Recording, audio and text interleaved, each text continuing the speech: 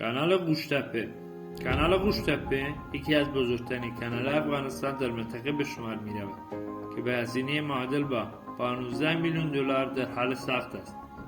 طالب است بدانید که افغانستان برای دریافت سهم آبی خود از آموداری این کانال بزرگ تأسیس کرده و تا به حال هیچ بهره آموداری نبرده است.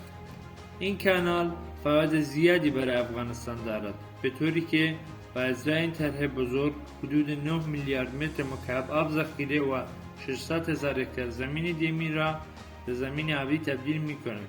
همچنین در مسیر این کانال چندین آبگردان و سد کوچک برای تولید برق دیده می شود. این کانال درازای 85 کیلومتری و پهنه آن به 108 متر می رسد. عمق این کانال 8.5 متر می باشد. ازبکستان و ترکمنستان که در پایان آموداری قرار دارند ممکن است با اتمام پروژه کانال گوشتپه 15% از آب آموداری را دست بدهد.